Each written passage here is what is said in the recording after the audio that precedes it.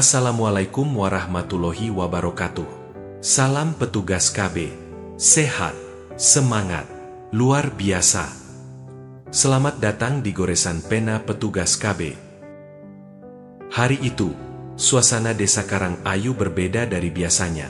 Matahari memang terik seperti biasa, ayam tetap berkeliaran di pekarangan, dan suara dangdut dari radio warung Bu Sarmi masih mendominasi udara pagi. Tapi ada satu hal yang bikin semua kepala emak-emak menoleh. Mobil dinas berwarna biru muda bertuliskan Kantor KB Kecamatan Laraswangi berhenti di depan balai desa. Siapa itu? Polisi KB? Bisik Bu Juminten sambil menyekat tangan dari adonan peyek. Bukan, itu katanya penyuluh KB baru. Namanya Mas Edi. Ganteng, kata Bu Lurah, sahut Bu Sarmi, sambil memicingkan mata mencoba melihat lebih jelas. Dan benar saja. Dari dalam mobil turunlah seorang pria muda, tinggi, bersih, rambut klimis, kemeja batik rapi dan mirip Arya Saloka versi lebih sering senyum. Sejak hari itu, posyandu yang biasanya sepi mendadak jadi lebih ramai dari arisan RT. Emak-emak yang dulunya hanya datang kalau ada pembagian biskuit bayi, kini hadir bahkan sebelum timbangan digantung. Aku sih kesini bukan karena Mas Edi ya, tapi mau tanya soal gizi anakku yang susah makan, kata Butari, sambil berdandan seperti mau ke kondangan. Padahal minggu lalu anaknya masih disuapi kerupuk dan teh manis. Mas Edi, yang baru ditugaskan sebagai penyuluh keluarga berencana dan gizi masyarakat, tak menyangka sambutan di Karangayu akan semeriah ini. Saat dia mulai presentasi soal gizi seimbang dan pentingnya ASI eksklusif, matanya bertemu dengan sekumpulan emak-emak yang lebih fokus pada lesung pipitnya daripada slide PowerPoint. Ada yang tahu apa itu stunting? Tanya Mas Edi dengan senyum khasnya. Bu Sarmi langsung angkat tangan. Itu kayak anak yang pendek karena nggak pernah minum susu ya, Mas? Mas Edi tertawa pelan. Hampir betul, Bu. Jadi, stunting itu adalah kondisi gagal tumbuh pada anak akibat kekurangan gizi kronis, terutama dalam 1000 hari pertama kehidupan. Wah, 1000 hari? Itu kayak 2 tahun lebih ya? Gumam Bu Juminten sambil menghitung dengan jari. Betul, Bu, 2 tahun lebih. Di masa itulah tubuh dan otak anak berkembang sangat pesat. Kalau anak kekurangan gizi, dampaknya bisa jangka panjang. Anak bisa tumbuh pendek, daya tahan tubuhnya lemah, bahkan kemampuan belajarnya terganggu. Mas Edi melanjutkan dengan data nasional. Menurut SSGI 2022, angka stunting di Indonesia masih di atas 20%. Di desa-desa seperti Karangayu ini, angka itu bahkan bisa lebih tinggi. Salah satu penyebabnya adalah kurangnya pemahaman soal gizi dan pola makan anak. Waduh, jadi bukan karena keturunannya Mas? Tanya Butari panik. Bukan, Bu. Seringkali orang tua mengira anak pendek itu karena faktor genetik, padahal bisa jadi karena kekurangan zat gizi penting sejak bayi. Padahal pencegahannya bisa dimulai dari rumah, dari hal-hal kecil. Emak-emak pun mulai serius. Bahkan Bu Juminten yang tadinya asyik main game di HP-nya mulai mencatat. Catatan pertama, beli telur ayam kampung, bukan ciki. Aku baru sadar, selama ini anakku tiap pagi cuma makan nasi anget dikasih kecap. Itu juga kadang aku ganti sama mie rebus, ujar Bu Sarmi lirih. Tapi ya gimana ya, ekonomi juga Mas. Mas Edi tersenyum. Saya paham, Bu. Tapi kita bisa mulai dari langkah kecil. Telur 1 butir sehari sudah luar biasa manfaatnya. Sayur dari kebun, ikan dari kolam. Gak harus mahal, yang penting seimbang. Kayak cinta, ya Mas. Gak harus mewah, yang penting seimbang dan tulus. Celetuk Butari disambut tawa satu ruangan. Mas Edi tersenyum kecut, merasa baru menyadari bahwa setiap kalimatnya bisa dipelintir jadi gombalan. Beberapa minggu setelah kedatangan Mas Edi, perubahan mulai terlihat. Posyandu jadi aktif.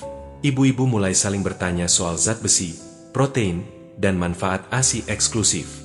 Bahkan Pak RT yang biasanya cuek, kini ikut bantu membagikan brosur pencegahan stunting.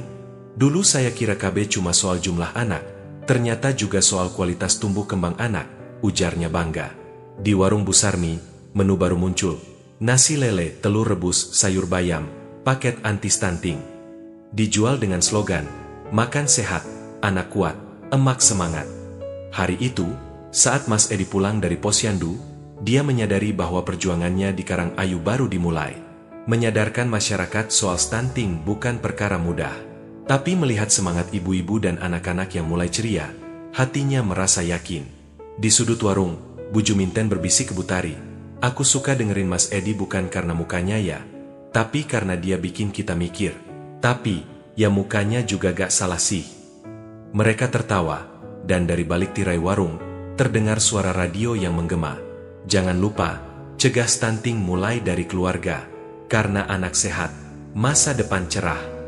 Setelah sukses membuat Posyandu jadi seperti fanbase boyband dengan kehadirannya, Mas Edi merasa perlu menggiring perhatian emak-emak Karangayu ke hal yang lebih penting daripada dagunya yang tirus dan senyumannya yang menawan. "Bu, minggu depan kita adakan kelas masak sehat ya. Kita belajar bareng bikin empasi yang bergizi dan murah meriah," kata Mas Edi saat pertemuan PKK. Emak-emak langsung semangat, tapi bukan karena resep masakan, melainkan karena kata "kelas" dan Mas Edi muncul dalam satu kalimat. "Aku bawa ulekan dari rumah." "Tapi Mas Edi nanti motong wortelnya ya?" kata Butari sambil menatap tajam ke arah Edi seperti sedang menatap layar sinetron. Pagi-pagi, halaman balai desa sudah ramai. Tikar sudah digelar. Di tengah-tengahnya berdiri sebuah meja panjang dengan bahan-bahan sederhana: wortel, bayam, tahu, telur, ikan teri, dan labu kuning. Tapi perhatian emak-emak lebih fokus ke satu bahan utama yang tidak masuk daftar. Mas Edi yang hari itu memakai apron bertuliskan, "Ayah juga bisa masak empasi." "Mas, itu apron punya sendiri." "Mas, kenapa pilih jadi penyuluh, bukan model?" "Mas, udah punya istri belum?" Mas Edi menahan napas panjang. "Sabar, Ed, ini demi masa depan anak-anak Indonesia," batinnya. Ia mengangkat sendok kayu seperti seorang orator revolusioner. "Bu ibu sekalian, hari ini kita akan masak bubur empasi yang bergizi seimbang.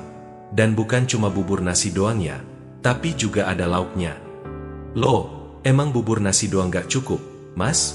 tanya Bu Juminten sambil mengaduk adonan donatnya, yang sebenarnya gak nyambung sama acara ini. "Ini kesalahpahaman yang sering saya temui, Bu. Banyak ibu kasih anaknya bubur putih aja, tanpa lauk, karena katanya anak belum boleh makan berat.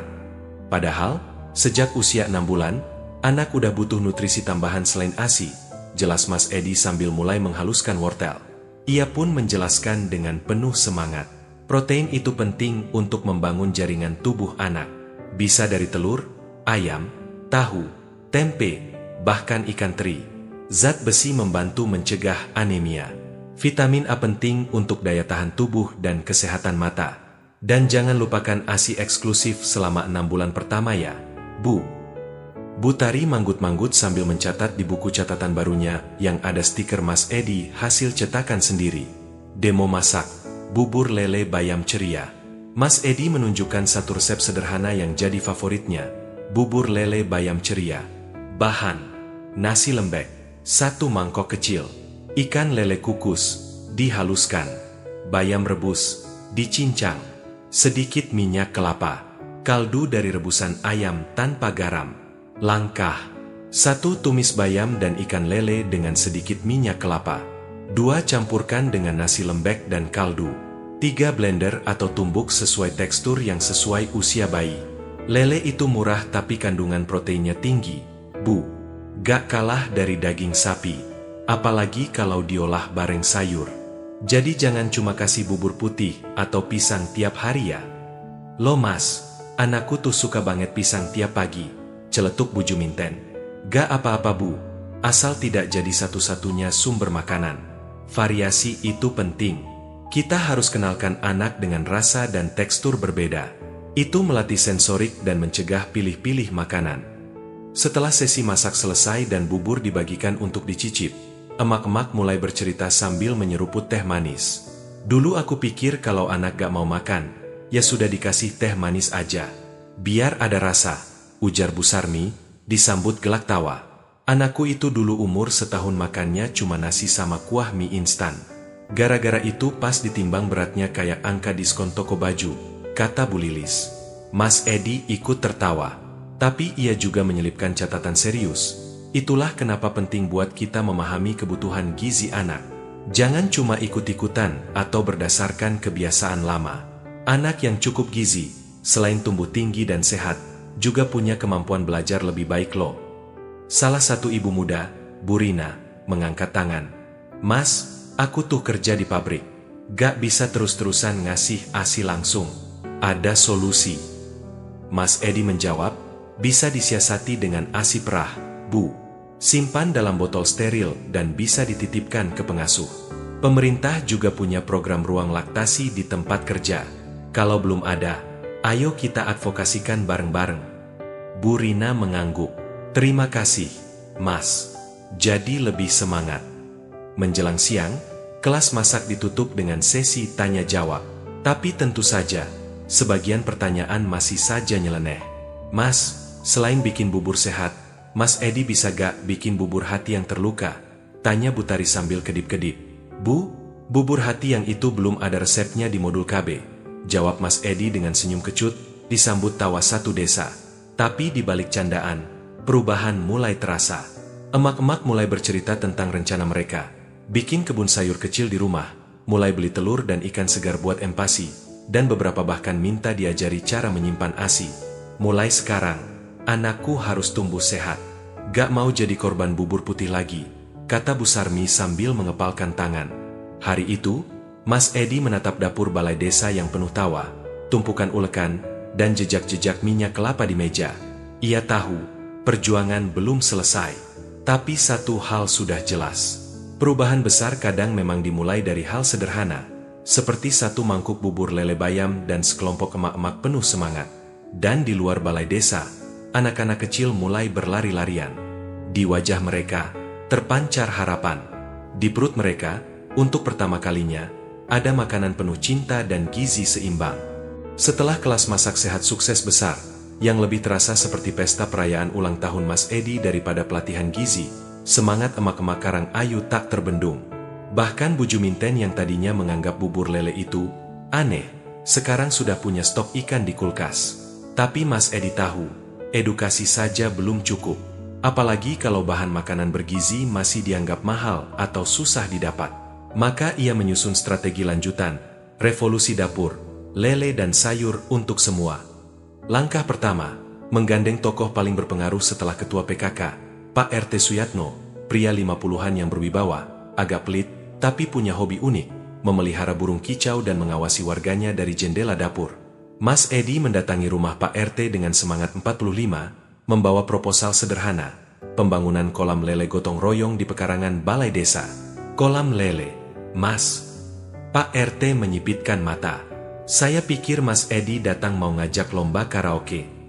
Lain waktu, Pak. Ini soal gizi. Kita perlu sumber protein hewani yang murah, mudah, dan bisa dibudidayakan sendiri. Lele itu solusinya, jelas Edi. Pak RT menggaruk-garuk kepala. Lele bisa buat cegah stunting. Bisa banget, Pak. Kandungan proteinnya tinggi, gampang dicerna anak, dan mudah diolah. Dan bonusnya bisa jadi tambahan penghasilan. Mata Pak RT langsung berbinar. Penghasilan? Kenapa tidak bilang dari tadi? Seminggu kemudian, warga berkumpul di pekarangan balai desa. Cangkul, ember, dan batu bata sudah disiapkan. Bahkan anak-anak ikut bantu meski niat utama mereka lebih ke main air lumpur. Mas Edi memimpin sambil mengenakan topi lebar bertuliskan, "Peternak lele sehat, masa depan hebat." Hasil cetakan Bu Tari yang makin serius mengidolakan Mas Edi. Jadi kolamnya pakai terpal ya, Mas? Tanya Pak Udin sambil mengisi ember air. Iya, Pak. Lebih hemat, praktis, dan bisa dibuat di lahan sempit. Terpal biru ukuran 2x 3 meter cukup buat 200 bibit lele, jawab Edi. Loh, 200? Itu nanti anak saya bisa makan lele tiap hari. Seru Bu Juminten. Justru bagus, Bu. Lele bisa dimasak pepes, digoreng, dibuat nugget homemade, atau jadi campuran bubur empasi. Agar makin viral, Mas Edi dan emak-emak menciptakan slogan kampanye yang tak biasa. Lele lebih berkah dari cinta mantan.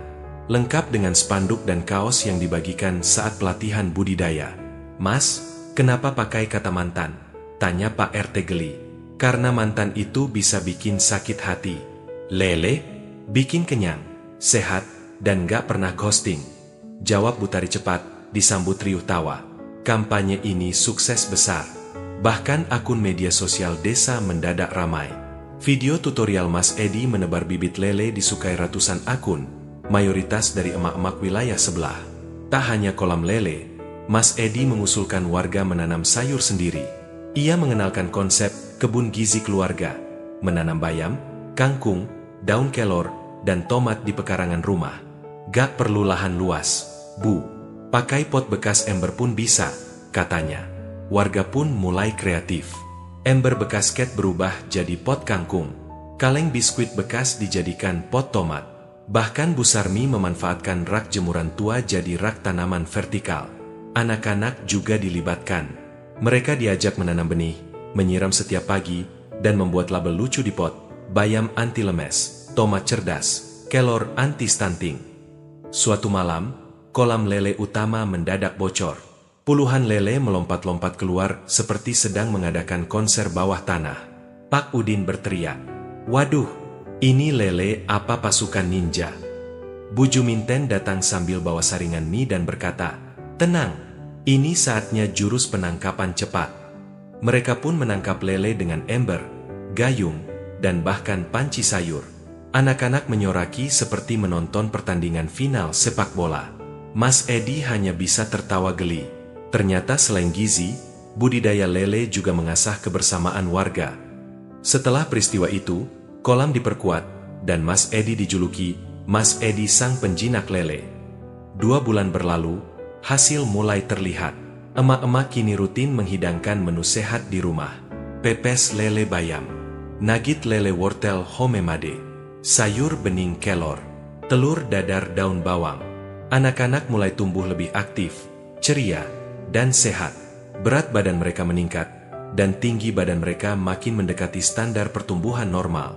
Bu Lilis dengan bangga bilang, "Dulu anak saya makannya nasi sama kuah mie. Sekarang, tiap pagi sarapan lele kukus dan telur." Terima kasih, Mas Edi. Suatu sore, Pak RT duduk bersama Mas Edi di dekat kolam. "Saya kagum, Mas.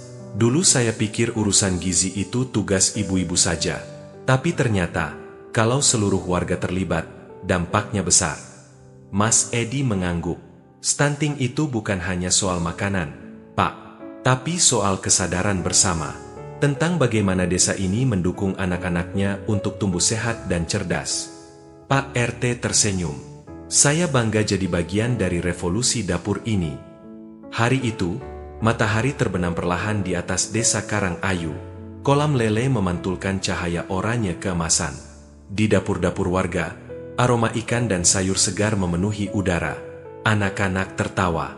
Emak-emak memasak sambil menyanyi. Pak RT menulis laporan kegiatan sambil menyemil kerupuk lele. Dan Mas Edi, ia duduk di samping kebun kelor mini, menatap langit, dan tahu bahwa ini baru permulaan. Masih banyak tantangan di depan, tapi satu hal sudah pasti. Dengan satu kolam, satu kebun, dan satu tekad, perubahan bisa dimulai. Setelah sukses dengan kolam lele dan kebun gizi, warga desa Karangayu makin semangat menjaga pola makan sehat. Posyandu yang dulu sepi kayak warung tutup pas hujan deras, kini ramai seperti pasar kaget. Bahkan anak-anak datang bukan cuma buat ditimbang, tapi juga pamer baju baru. Bu Juminten menyebutnya fashion show anak sehat. Setiap bulan, posyandu berubah jadi ajang pameran. Ada yang pakai daster bermotif buah-buahan. Ada juga yang datang dengan kaos bertuliskan, "Aku anak lele anti stunting." Bahkan ada yang membawa anak dengan stroller dihias pita warna-warni, lengkap dengan background lagu dangdut remix dari speaker Bluetooth Bu Sarmi. Mas Edi, yang kini sudah makin dikenal sebagai ikon kesehatan dan, secara tak resmi, pencuri hati para ibu, datang pagi-pagi mengenakan jaket bertuliskan, "Berat badan naik, masa depan cerah." "Bu Ibu, ayo kita timbang dan ukur tinggi anak-anak dengan semangat ya. Jangan malu atau takut. Ini bukan ajang siapa paling gemuk, tapi siapa paling sehat," serunya ceria. Bersama bidan desa, Bu Rosi, wanita tegas, cekatan, dan tahan godaan gombalan emak-emak, Mas Edi menyiapkan timbangan digital, pita ukur tinggi badan, dan formulir KMS, kartu menuju sehat. Namun, di tengah keriuhan dan keceriaan posyandu, Suasana mendadak berubah ketika hasil pengukuran menunjukkan ada 3 anak yang berat badan dan tinggi badannya jauh di bawah garis merah. Salah satunya bahkan sudah 2 bulan tidak naik berat badannya sama sekali. Bu, ini hasil timbangan anak Ibu Anik, sudah 6 bulan terakhir nggak ada perubahan signifikan. Berdasarkan kurva pertumbuhan HU, ini mengarah ke stunting, ujar Bu Rosi serius. Ibu Anik terdiam, wajahnya panik. Loh, tapi anak saya makannya lahap. Mas, ya walau kadang cuma nasi sama kuah mie, katanya pelan. Mas Edi langsung menenangkan. Tenang, Bu, kita masih bisa bantu. Ini belum telat. Justru karena ketahuan lebih awal, kita bisa lakukan intervensi. Mas Edi kembali menjelaskan ke warga lain yang berkumpul penasaran. Stunting itu bukan cuma soal anak pendek, tapi tentang gagal tumbuh. Anak yang stunting bisa punya perkembangan otak yang lambat, gampang sakit, dan sulit fokus belajar. Bu Sarmi nyeletuk. Walah, pantes anak saya kalau disuruh belajar malah ngantuk duluan. Tapi itu bukan karena stunting, Bu, sahut Bu Rosi sambil senyum. Itu mungkin karena dia terlalu sering nonton sinetron malam-malam. Tawa pun pecah. Tapi semua sadar, ini bukan lelucon. 3 anak di desa mereka terancam masa depannya jika tidak segera ditangani. Mas Edi dan Bu Rosi memutuskan untuk melakukan operasi timbang. Bukan operasi militer, tapi intervensi kesehatan berbasis kunjungan rumah. Mereka mendatangi satu persatu rumah anak-anak yang hasil timbangannya mengkhawatirkan. Di tiap rumah, mereka membawa alat ukur, buku catatan, dan sekotak telur rebus untuk diberikan ke keluarga sebagai edukasi gizi. Bayu, 2 tahun, tampak ceria dan aktif, tapi tinggi dan beratnya jauh di bawah standar. Ibunya, Bu Anik, mengaku sering memberi makanan apa adanya. Kadang cuma nasi sama kecap. Mas, kalau ada duit, ya beli ciki buat cemilan. Akunya malu. Ciki itu bukan cemilan sehat, Bu. Lebih baik telur rebus, pisang, atau tempe goreng tanpa banyak minyak, jelas Mas Edi. Mereka pun membuat jadwal makan sehat harian bersama Bu Anik. Setiap pagi, Bayu harus sarapan dengan protein. Bisa telur, ikan lele, atau tempe. Lalu diberi buah lokal seperti pepaya atau pisang. Kalau bisa juga tambah ASI, Bu. Umur 2 tahun masih boleh menyusu kok, tambah Bu Rosi. Dina, 1,5 tahun, terlihat pendiam. Ibunya, Bu Retno, berkata Dina sering menolak makan. Kalau disuapin bubur, langsung dilepeh. Saya bingung, keluhnya. Mas Edi mengecek isi dapur. Bubur putih polos dan sedikit kuah sayur bening, tanpa lauk atau protein. Wah, pantes, Bu. Rasanya hambar. Anak juga punya lidah. Coba campur bubur dengan lele kukus yang dihancurkan atau telur rebus dicincang. Sedikit minyak kelapa juga bisa bikin lebih lezat. Bu Retno semangat. Nanti saya coba. Mas, saya juga tanam bayam di ember sekarang.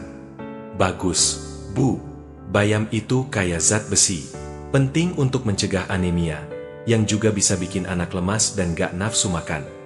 Tono, 2,5 tahun, sering sakit, demam, pilek, batuk, hampir tiap bulan. Ibunya, Bu Lina, terlihat letih. Kalau makan juga suka pilih-pilih. Kalau gak digoreng, gak mau makan, katanya. Anak sering sakit bisa jadi tanda daya tahan tubuhnya lemah karena kekurangan gizi. Ini siklus, Bu. Gizi kurang, mudah sakit, nafsu makan turun, tambah kurus, makin rentan sakit, jelas Bu Rosi. Mereka menyarankan tambahan multivitamin dari puskesmas, serta pengolahan makanan sehat yang tetap menarik. Contoh, nugget tempe lele buatan sendiri, telur dadar bentuk lucu, atau sayur berkuah gurih. Setelah misi operasi timbang, Mas Edi dan tim membuat kampanye baru dengan slogan, Ayo timbang, ayo cegah, stunting bisa dilawan dari sekarang. Setiap posyandu kini wajib melakukan pengukuran tinggi dan berat secara rutin. Data dikumpulkan dan dipetakan agar desa bisa tahu area mana yang paling rawan. Bahkan para bapak juga dilibatkan. Ayah juga punya peran. Bukan cuma cari nafkah, tapi juga memastikan isi piring anak penuh gizi, kata Mas Edi saat sesi kelas ayah siaga. Pak RT bahkan mengusulkan lomba piring gizi terbaik, kompetisi isi piring makan anak yang paling seimbang dan menarik. Awalnya, beberapa ibu sempat malu anaknya masuk daftar stunting. Tapi sekarang saya mikir, mending tahu sekarang daripada nyesel nanti, ujar Bu Ani. Bu Sarmi menambahkan, saya dulu gak ngerti bedanya anak kurus karena aktif sama kurus karena kurang gizi. Sekarang tahu, jadi bisa bedain. Pengetahuan mulai menyebar. Emak-emak yang dulu hanya bahas sinetron dan gosip, kini sudah bisa debat soal zat besi versus kalsium. Bahkan grup WhatsApp RT berganti nama dari Info Arisan dan Tahlilan menjadi Emak Hebat Anti Stunting. Mas Edi menutup operasi timbang dengan laporan lengkap ke Puskesmas dan Dinas Kesehatan Kecamatan. Hasilnya, Desa Karangayu kini masuk program pendampingan intensif gizi anak. Malam itu, di Balai Desa, Mas Edi duduk bersama Bu Rosi dan Pak RT. Pak, awalnya saya pikir penyuluhan cuma butuh papan tulis dan brosur. Tapi sekarang saya sadar, dibutuhkan aksi, empati, dan kolam lele juga, kata Mas Edi sambil tertawa kecil. Pak RT menepuk bahunya, dan juga sabar menghadapi emak-emak genit. Bu Rosi menyela, yang penting sekarang, anak-anak kita tumbuh sehat. Kita sudah buktikan, perubahan itu mungkin, asal dimulai dari timbang. Dan dari sudut desa, terdengar suara anak-anak tertawa, suara masa depan yang kini lebih pasti. Desa Karangayu kembali ramai. Tapi kali ini bukan karena posyandu atau kolam lele yang bocor. Bukan pula karena emak-emak yang rebutan minta foto bareng Mas Edi. Hari itu, spanduk besar terbentang di depan balai desa. Kelas ayah siaga dan konser anti-stunting. Makan telur tiap hari. Bersama Mas Edi, penyuluh KB ganteng idola emak-emak dan emak Eli, Diva Dangdut RT 03. Mas, serius ini ayah-ayah diajak belajar gizi? Mereka aja kadang gak hafal tanggal ulang tahun anaknya. Celetuk Bu Juminten. Justru itu, Bu, jawab Mas Edi. Kalau ayahnya lupa tanggal ulang tahun anak, minimal jangan lupa kasih anak makan yang bergizi. Di dalam balai desa, belasan bapak-bapak tampak canggung duduk berderet. Ada yang masih pakai helm ojek, ada yang datang langsung dari sawah, bahkan ada yang bawa anaknya karena ibunya pergi arisan. Tenang, bapak-bapak, hari ini bukan buat nyalahin, tapi ngajak bareng-bareng, buka Mas Edi dengan senyum khasnya. Ia pun menjelaskan pentingnya peran ayah dalam pencegahan stunting. Stunting bukan cuma urusan ibu. Ayah juga punya peran penting dalam memastikan anak makan bergizi, cukup istirahat, dan hidup sehat. Pak Darto, ayah 3 anak, bertanya, "Lah, Mas, saya ini kerja dari pagi sampai malam. Gimana bisa tahu anak makan apa?" Justru itu, Pak, sesekali luangkan waktu makan bareng keluarga. Lihat isi piring anak, tanyakan langsung. Itu cara sederhana tapi berdampak besar, jawab Edi. Mas Edi membagikan contoh-contoh nyata. Anak yang hanya diberi uang jajan Rp2.000 tanpa pengarahan, lalu beli ciki dan teh manis. Ayah yang tidak peduli pola makan anak karena menganggap itu urusan ibunya. Rumah tangga yang tidak punya jadwal makan tetap. Anak yang terbiasa makan bareng orang tuanya, apalagi ayahnya, cenderung punya kebiasaan makan lebih sehat, jelasnya. Pak Jono nyeletuk, berarti saya harus berhenti makan sambil nonton tinju. Kalau anaknya ikut nonton, mungkin bisa, Pak. Tapi jangan ajari anak makan sambil emosi, balas Edi sambil tertawa. Mas Edi mengajak para ayah bermain peran. Mereka diberi potongan karton bergambar lauk, sayur, nasi, dan buah. Lalu diminta menyusun piring makan sehat untuk anak-anak mereka. Ada yang masih bingung bedain protein dan karbohidrat. Tanya Edi. Pak Wawan angkat tangan. Nasi itu protein, kan? Salah, Pak. Nasi itu karbo. Protein bisa dari telur, ayam, ikan, atau tempe. Walah, pantas saya gak pernah kenyang walau makan banyak. Soalnya lauknya cuma nasi sama kerupuk. Tawa Pak Wawan disambut gelak peserta lain. Dari simulasi ini, banyak ayah mulai paham bahwa gizi seimbang tidak harus mahal, tapi perlu pengetahuan dan perhatian. Mas Edi membagikan kertas bertuliskan, "Saya, ayah dari, berjanji untuk." Setiap ayah diminta mengisi sendiri, menyediakan lauk bergizi setiap hari, makan bersama anak minimal 3x seminggu, mengurangi kebiasaan makan instan di rumah, menjadi contoh hidup sehat. Hasilnya, lucu tapi mengharukan. Pak Darto menulis, tidak lagi menyuruh anak makan mie instan 3 hari berturut-turut. Pak Udin menulis. Berhenti makan duluan di meja makan dan ninggalin istri sendirian. Pak Wawan menulis. Nggak pakai alasan, lagi sibuk, buat gak bantu istri kasih makan anak. Setelah kelas ayah siaga, acara puncak dimulai. Warga sudah berkumpul di lapangan balai desa. Lampu hias menyala, panggung kayu dihias banner besar. Konser dangdut edukasi, makan telur tiap hari. Di balik panggung, Emak Eli, penyanyi dangdut lokal yang juga ketua pengajian, sedang pakai bulu mata palsu setebal buku KMS. Ia tampil dengan gaun bergambar telur rebus dan mikrofon berhiaskan daun kelor plastik. Semua sudah siap, teriak Emak Eli. Siap, sahut warga. Anak-anak sudah duduk di depan panggung, emak-emak bawa kipas tangan, dan para ayah berdiri di belakang, masih mengenakan pin, ayah hebat anti-stunting. Kemudian mereka bergembira dan bernyanyi bersama. Mas Edi sempat diseret naik panggung oleh Emak Eli, walau wajahnya kaku menahan malu. Tapi semua warga antusias. Bahkan Pak RT ikut goyang kecil di belakang panggung, sambil rekam video untuk diunggah ke grup Wah, Karang Ayu Hebat. Setelah konser, beberapa warga diminta menyampaikan kesan dan cerita mereka. Bu Sarmi, dulu anak saya sering rewel, gak mau makan. Sekarang tiap pagi cari telur rebus. Semua berkat edukasi Mas Edi. Pak Darto, saya dulu anggap anak makan nasi doang udah cukup. Sekarang tahu pentingnya protein. Dan mulai sering makan bareng keluarga. Bu Juminten, dengan mata berkaca-kaca. Anak saya waktu itu hampir kena stunting. Tapi sekarang beratnya naik, lebih aktif. Saya merasa lebih percaya diri sebagai ibu. Malam makin larut. Acara ditutup dengan doa bersama yang dipimpin oleh Pak RT. Semoga anak-anak kita tumbuh sehat, cerdas, dan bergizi. Semoga Karang Ayu jadi desa bebas stunting. Mas Edi berdiri di tengah warga. Ia tak berkata banyak, tapi dalam hatinya, ia tahu, misi kecilnya di desa ini telah menyalakan api perubahan. Dari satu kelas, satu kolam lele, satu sesi timbang, dan satu konser sederhana, kesadaran telah tumbuh. Desa Karang Ayu kini menjadi pilot proyek Desa Siaga Gizi oleh Dinas Kesehatan Kabupaten. Angka anak dengan risiko stunting menurun drastis. Posyandu makin aktif, dan para ayah kini terbiasa menyuapi anak sambil bercanda di meja makan. Mas Edi, yang mendapat tugas baru di desa tetangga, pamit dengan haru. Mas, jangan lupa mampir kalau ada konser dangdut lagi ya, teriak Butari sambil melambaikan tangan. Dan dari kejauhan, terdengar suara anak-anak menyanyikan lagu. Tiap pagi sarapan telur, aku sehat dan jadi jago. Makan sayur bukan horor. Karang Ayu makin jempol. Dengan senyum dan tekad, Mas Edi meninggalkan Karang Ayu. Ia tahu, wajah ganteng mungkin bikin orang datang, tapi ilmu dan ketulusanlah yang membuat orang bertahan dan berubah. Demikian info KB kali ini.